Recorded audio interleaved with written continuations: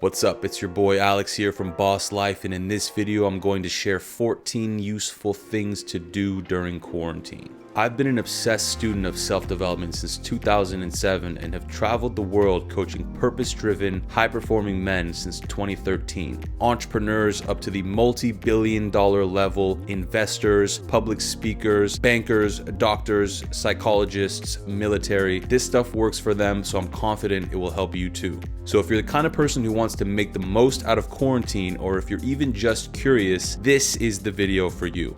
Now, before we begin, be sure to subscribe because I release 2 videos per week about how to live a boss life.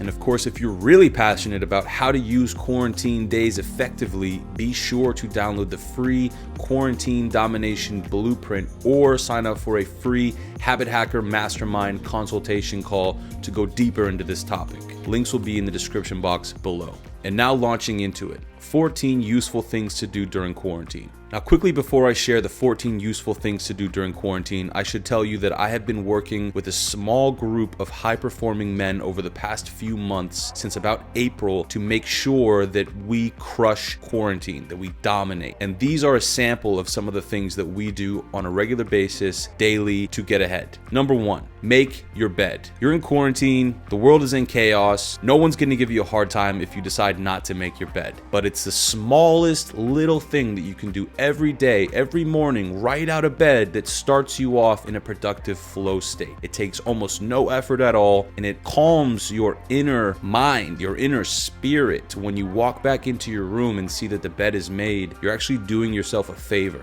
That's number 1. Number 2, breath work. I'm relatively new to breath work, but I've started to do it more seriously this year, having heard about it and felt resistance towards it for a number of years now. I'm not going to make too many suggestions about which style of breath work to use. You can try Wim Hof. I've done a lot of that. You can try my friend Joseph. Go to Breathwork Coach on Instagram at Breathwork Coach to check out some of his methods. You can also inquire with me about joining the Benjamin Franklin Method video course, in which Joseph breaks down 3 methods: calm, focus, and charge, to be able to get into your breath. Let's not forget, during this time of quarantine and the pandemic, this is a virus that attacks the lungs. And so let's be sure that we are working our lungs like a muscle and preparing it to work effectively. Number 3, meditate. I understand that meditation is something that a lot of people have resistance towards, and I don't view it as some spiritual woo-woo, transcend your ego, wearing prayer beads and floating on a carpet type of practice. That's not the way I see it. To me, it's about becoming clear-minded,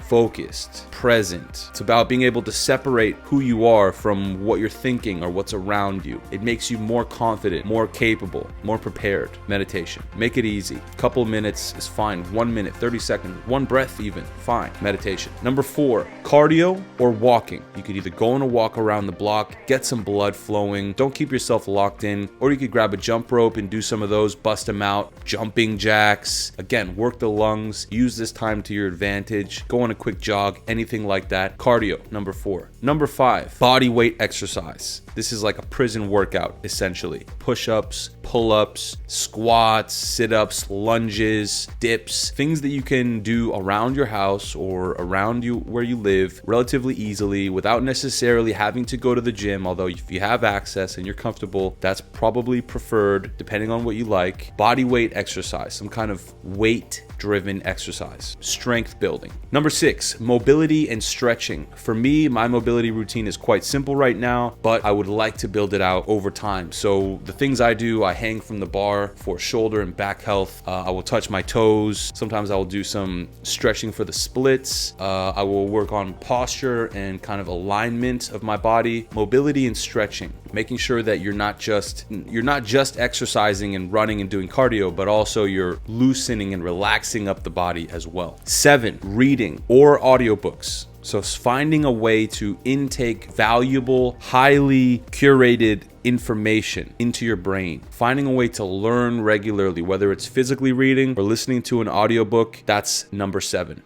Number 8, journaling. I personally just finished my second journal of the year. I do it every morning, similar to everything else here in this list, and it's part of my daily routine, part of my domination routine. So journaling is one thing that you can take a variety of different ways. You can just use it how I do regularly, which is just to brain dump essentially in the morning, whatever's in my head, whatever I'm thinking about, whatever's top of mind. I just write it down, trap it right there on paper, get it out of my head so that I can move on with more present thinking. You could also come up with prompts or follow the prompts in a course like the Benjamin Franklin method, which is full of journal prompts to go deeper into your psyche and really analyze yourself to get better results. Number 9, study philosophy. This is something, again, you can do in a variety of ways. Me, I have a number of philosophy books that I like, including The Daily Stoic by Ryan Holiday, which is just behind me here. And I look at that every morning, as well as studying a long list of quotes that I have in a commonplace book. It's got about 600 or 700 quotes that I have personally curated and found in different places and brought together into one sort of study location. Philosophy is a way to arm your mind against uncertainty. It's a way to prepare your thinking to be able to better, more effectively deal with chaos. And since this is obviously a chaotic year, there's maybe never been a better time in my lifetime to study philosophy. Practically, it's useful. So that's number 9. Number 10, gratitude. As a part of my daily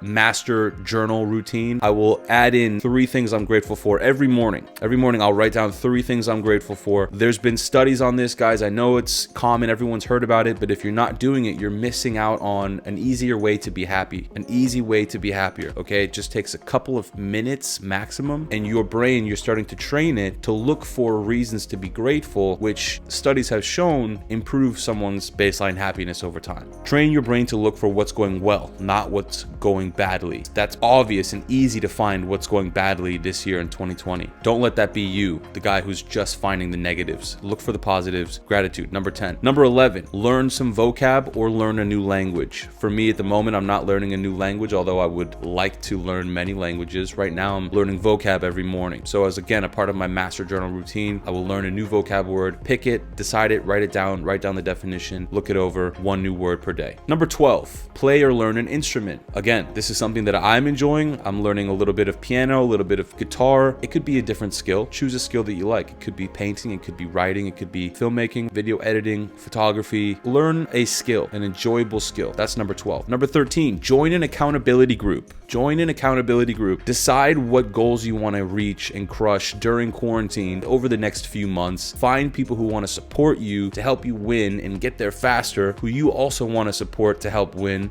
and form an accountability group or join an existing one like my Habit Hacker Mastermind, where we break down all of these habits in depth following the Benjamin Franklin method, and then we hold each other closely accountable by tracking and seeing specifically what's getting done and what's not getting done, so that we can make it all easier to get done, to build that legendary baseline and stay in a state of positive momentum and get the benefits of compound interest. Allow people to help push you in the direction that you want to go, so that it's not all incumbent upon you to do everything yourself, to muster the energy and the willpower to do all these hard things by yourself all the time. That's not the way to win most effectively. Get a group, get an accountability group, or join an existing one. Number 14, last on the list, track your habits. Again, these 2 things, the last 2 go hand in hand for me inside Habit Hacker Mastermind. That's exactly what we've been doing. We've been tracking our habits, we've been holding each other accountable, and as a result, we've been absolutely dominating quarantine. So if you decide from these 14 which of them that you want to take away and use after this, put them in a list, put them in a spreadsheet, start to track them every day to see, are you doing them or are you not doing them? You can check a video that I did called 3 Ways to Stop Being a Loser and Build a Legendary Baseline in the corner to learn more about how to do this effectively. Guys,